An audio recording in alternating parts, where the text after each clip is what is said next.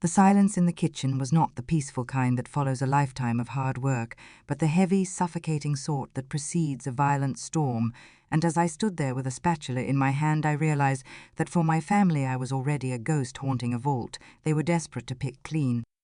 I spent 42 years building a legacy with my late husband Arthur, believing that the sweat and tears we poured into our estate were investments in our children's future.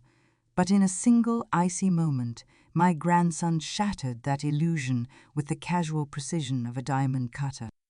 We were in the sun-drenched breakfast nook of my Victorian home in Silverwood, a place where the scent of expensive vanilla and aged cedar usually suggested comfort, yet the air suddenly felt thin and frigid. My grandson Leo was 19 years old, possessing the same sharp jawline and piercing blue eyes as Arthur, but as he sat there scrolling through his phone, he lacked every ounce of the warmth that had made his grandfather a man of honor. He didn't even look up when he delivered the blow that would change the trajectory of our lives, forever his voice flat and bored, as if he were discussing the mundane details of the weather. "You know, Eleanor, the most thoughtful thing you could do for my 20th birthday next week would be to just drop dead so we can finally stop pretending and start spending the inheritance." Those were the exact words that fell from his lips, clinking against the fine porcelain of his surreal bowl like a funeral knell. I felt a physical sensation in my chest, a sharp crystalline crack that signaled the end of my life as a doting grandmother and the beginning of something much harder and colder. I was 72 years old, and for the 5 years since Arthur's passing, I had poured over $8,000 a month into the pockets of my daughter Clara and her husband, Marcus, thinking I was helping them navigate a difficult world. The batter for the blueberry crepes I was making Leo's favorite sizzled on the griddle, the sweet aroma now smelling like rot in my nostrils as I stared at the back of his head. He didn't see me as a person who had tucked him into bed or paid for his elite private schooling. He saw me as a biological obstacle standing between him and a high-performance electric car. "What did you just say to me, Leo?" I asked, my voice barely a whisper, trembling not with fear but with the sheer weight of 1,000 betrayed memories. He finally looked up, tossing his phone onto the marble countertop with a sharp clack that echoed through the vast kitchen, and I saw a predatory glint in his eyes that I had willfully ignored for far too long. "Oh, come on. Don't play the fragile old lady card," now he sneered, leaning back in the chair Arthur had once occupied with such grace. "We all know the deal. Mom and Dad spend half their time complaining about your medical bills and the other half calculating the square footage of this house for the resale market. You've had 72 years, Eleanor. Don't you think it's a bit greedy to keep hanging on when we could actually be enjoying the life you're hoarding?" The sheer, unadulterated cruelty of his words took the air from my lungs, but as I reached into the pocket of my silk robe, my fingers found the small, sleek digital recorder I had carried ever since the lawyers began circling like vultures after the funeral. I pressed the silent record button, feeling the subtle vibration that signaled the start of my evidence collection. "I suppose I was under the impression that you loved me for more than my bank balance," I said, maintaining a facade of wounded vulnerability that seemed to embolden him. Leo laughed, a harsh, grating sound that lacked any genuine mirth, and shook his head as if I were a particularly slow child. "Love is a luxury for people who aren't drowning in debt," he replied, his eyes narrowing.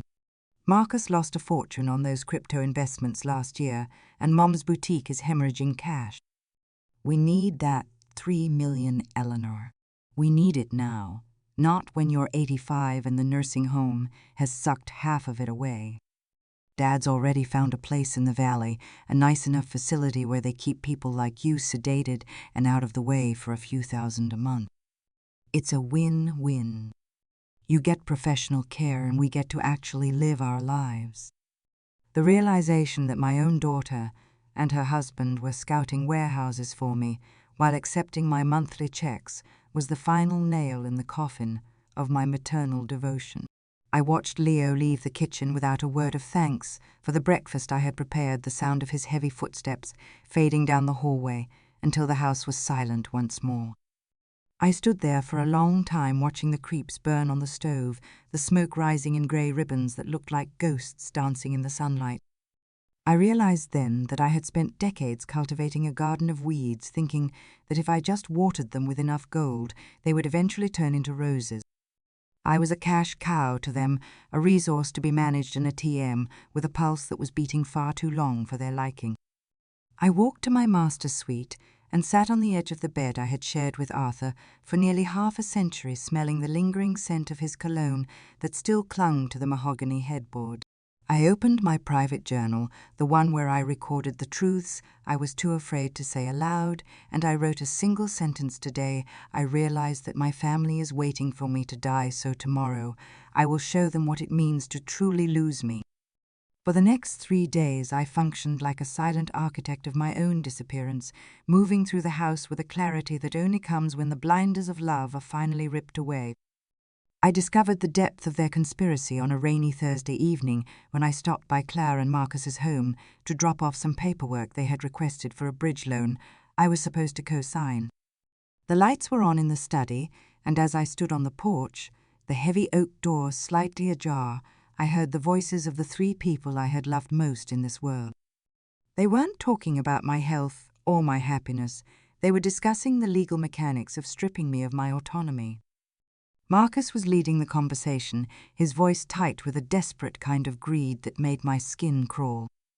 "The key is the new Dr. Peterson's replacement," he was saying. "I've already scheduled an appointment for her next week under the guise of a routine checkup. We just need to keep feeding him anecdotes about her confusion, her forgetting where she put her keys, her sudden mood swings. If we can get a preliminary diagnosis of early onset dementia, the power of attorney kicks in automatically based on the trust structure Arthur set up.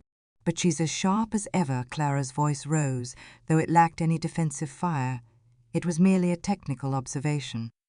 "How are we going to convince a medical professional that she's losing it?" Marcus chuckled, a sound that lacked any warmth. "People see what they expect to see in a 72-year-old widow. We tell the doctor she's becoming paranoid, that she's hiding money, that she's hearing things. With the right framing, every normal slip of the tongue becomes a symptom. And once we have control, we liquidate the Silverwood property immediately.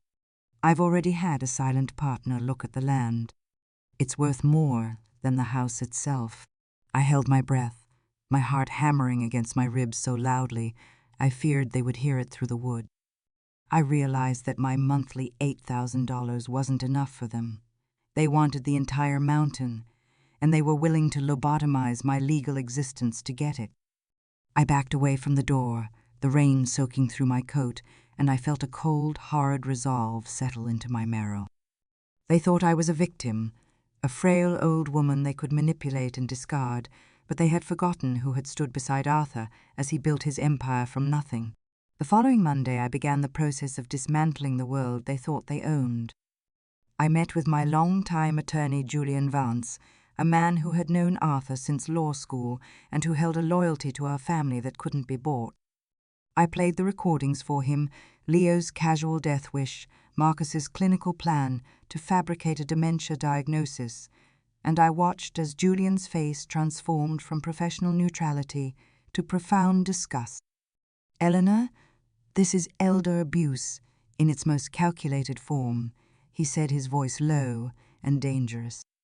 "If you want to move forward with the plan we discussed, I will ensure every legal fortification is impenetrable." We spent 6 hours that day redrawing my will, restructuring the trust and creating a legal firewall that would prevent Marcus or Clara from ever touching a single cent of the remaining estate. I didn't stop there.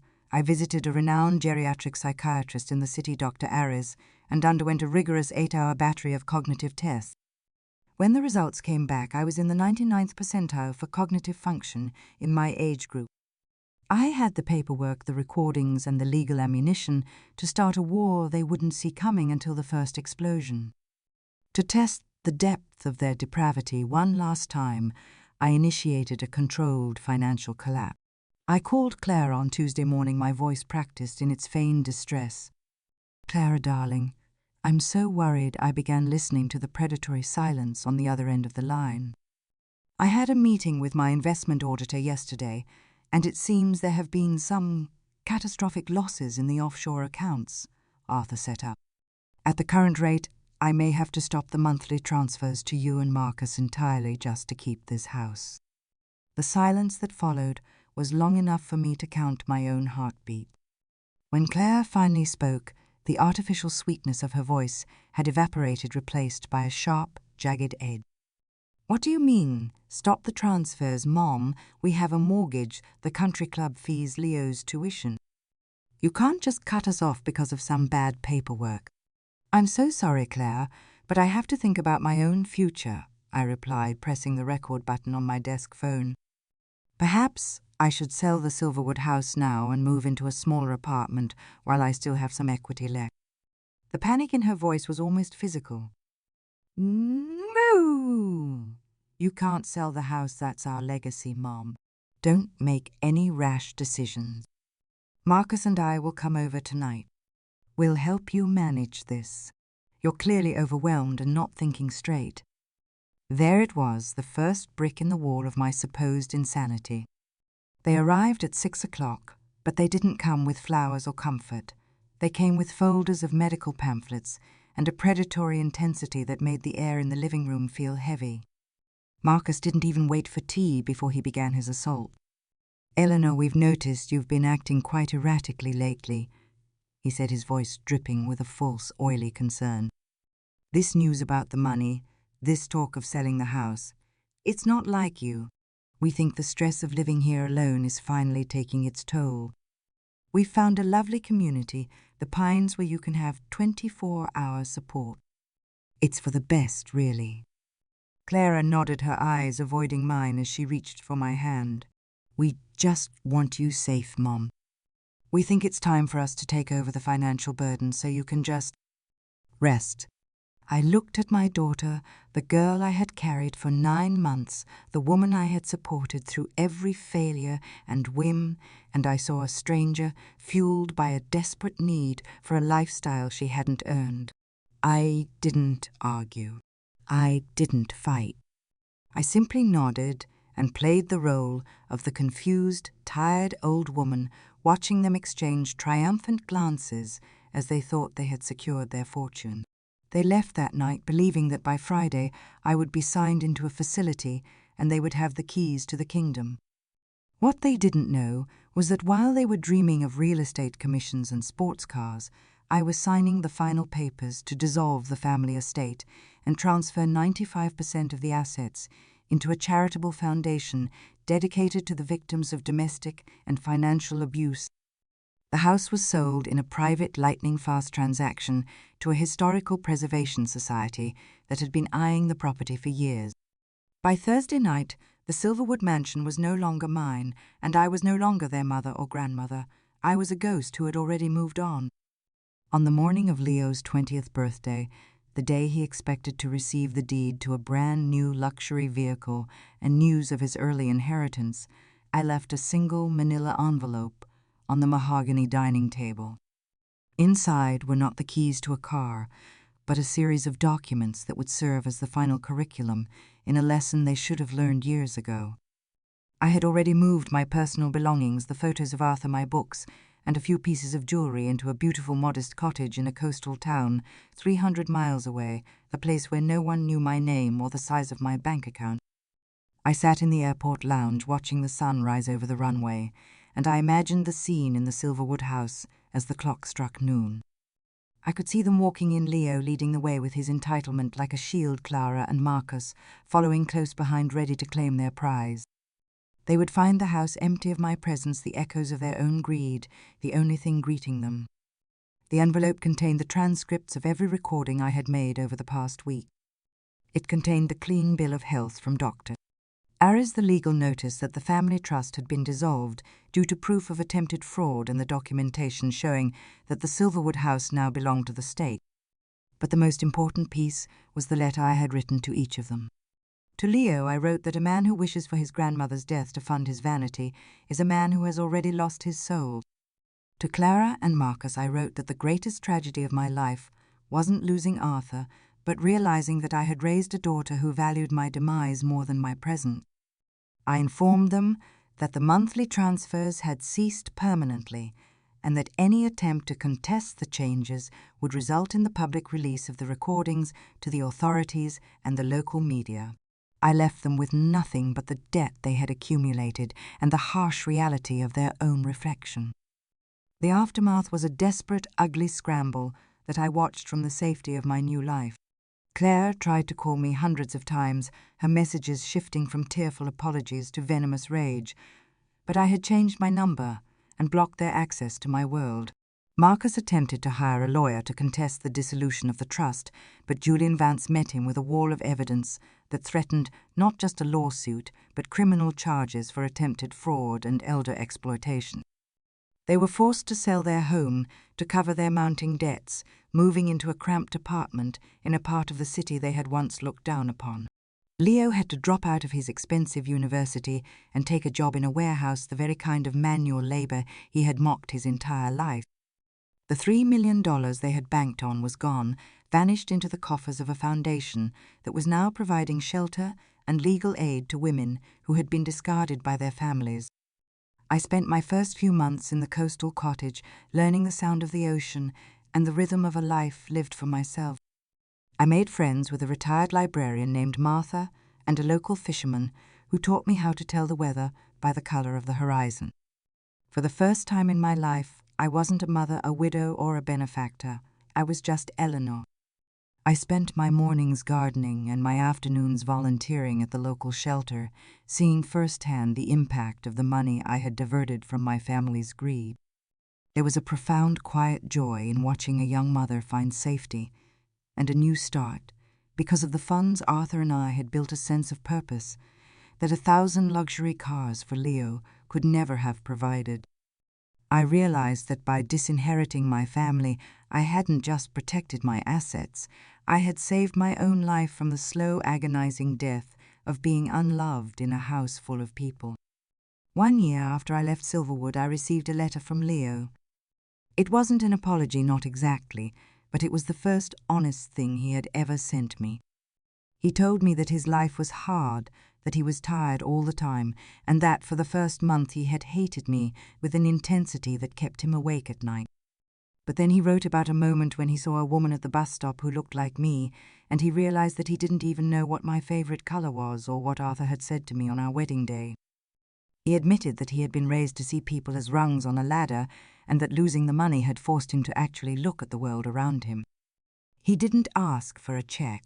He didn't ask to come back. He just asked if I was okay. I didn't reply, not yet, but I kept the letter in my journal. It was a small sprout of humanity in a field I thought was permanent stone, a sign that perhaps the lesson was finally beginning to take root. The lesson I learned, and the one I hope they eventually understand, is that family is not a biological contract that guarantees loyalty regardless of behavior. It is a sacred bond that must be nurtured with respect and genuine affection.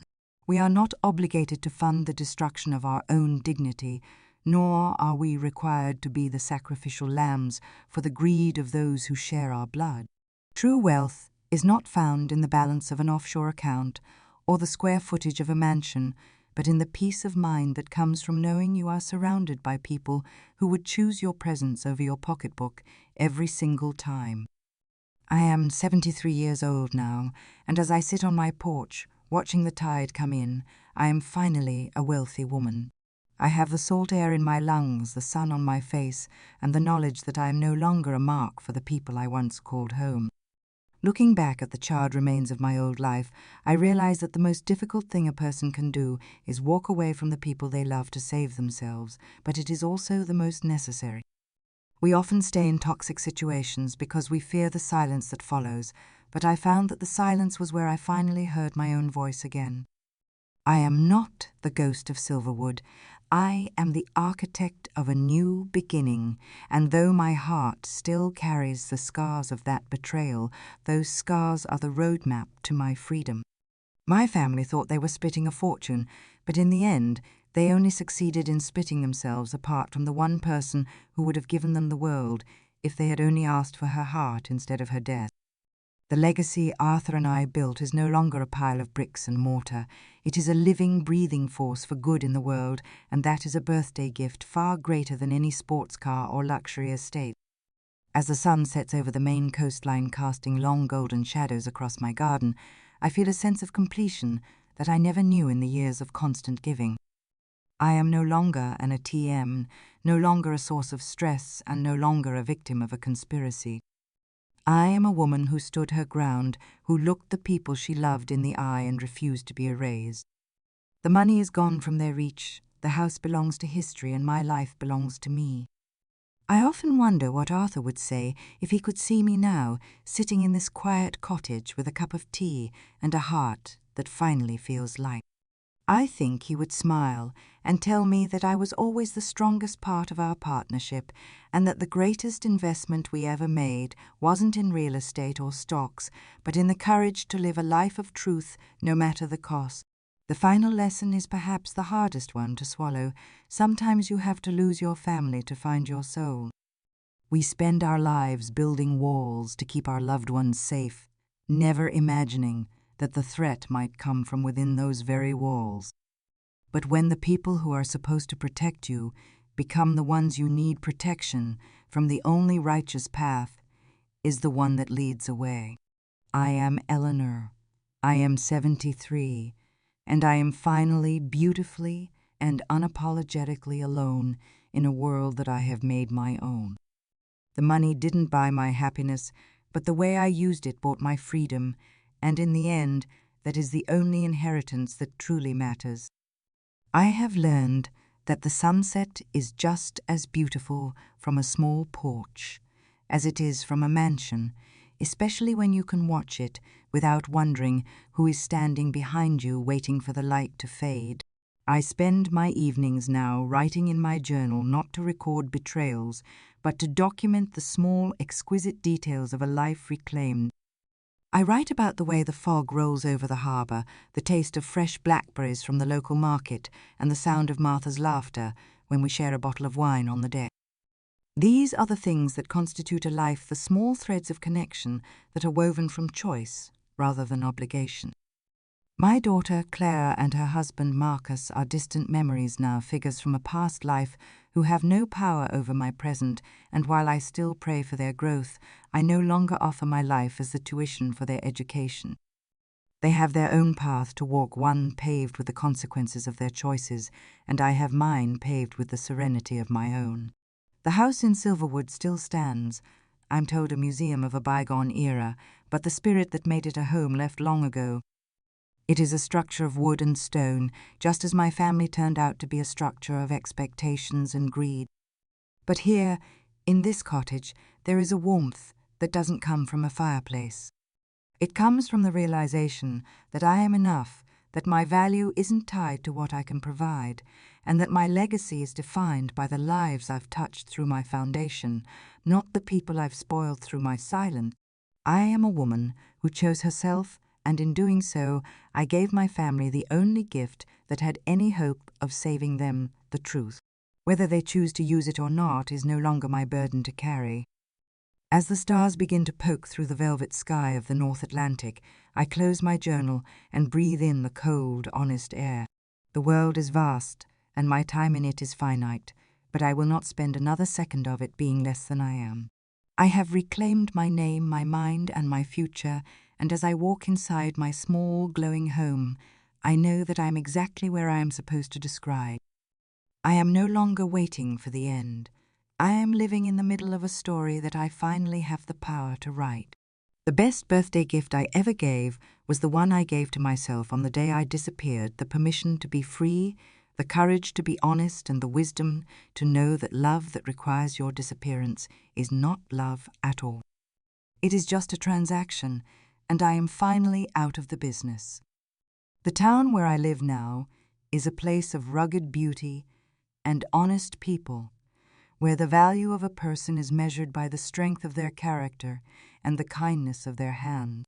I have found a new family here, not of blood, but of spirit people who look me in the eye and see Eleanor, the woman who loves to paint the sea, and who makes the best apple cake for the community bake sale. There's no talk of inheritances here, no whispering about trusts or power of attorney, only the shared experience of living a life of meaning. I have found that when you stop being a source of wealth, you finally start being a source of light. My journey from the breakfast nook in Silverwood to this porch in Maine was the longest and most difficult journey of my life, but I would walk it 1,000 times over to reach this moment.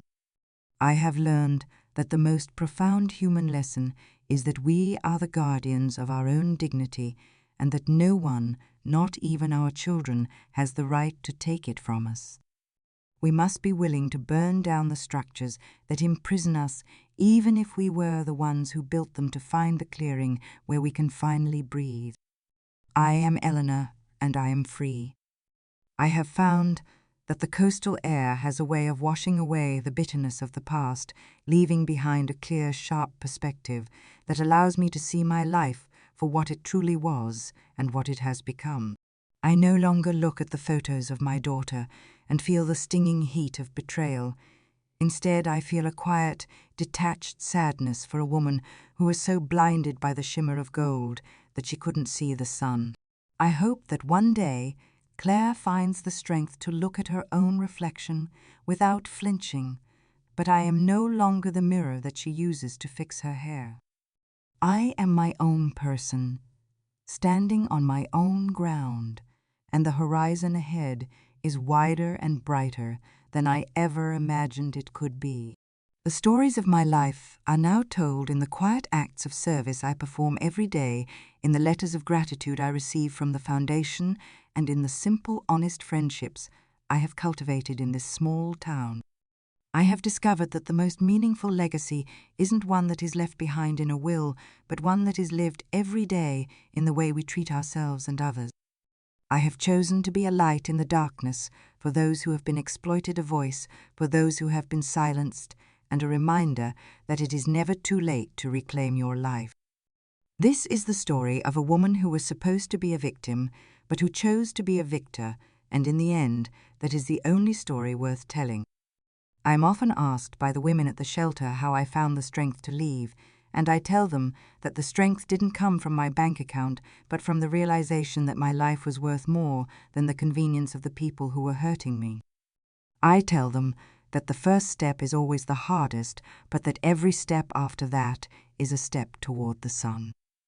I tell them that they are not defined by the roles they have been forced to play, but by the choices they make when the stage goes dark. I tell them my story not as a cautionary tale, but as a map to a place where they can finally be themselves. As I prepare for bed, I look at the small wooden box on my nightstand that holds the few treasures I brought from my old life. There is a photo of Arthur on our wedding day, a lock of hair from when Clara was a baby, and the letter from Leo. These are the fragments of a life lived with intensity and love, but they are no longer the anchors that hold me to a sinking ship. They are merely souvenirs of a voyage that has reached a new and beautiful shore. I turn out the light and listen to the steady, rhythmic breathing of the ocean, a sound that reminds me that the world goes on beautiful and indifferent, and that I am a part of its grand unfolding mystery. I am Eleanor, and I am finally home. The deepest truth I have found is that we are all, in the end, the authors of our own happiness, and that the pen is always in our hands, even when we feel paralyzed by the weight of our history.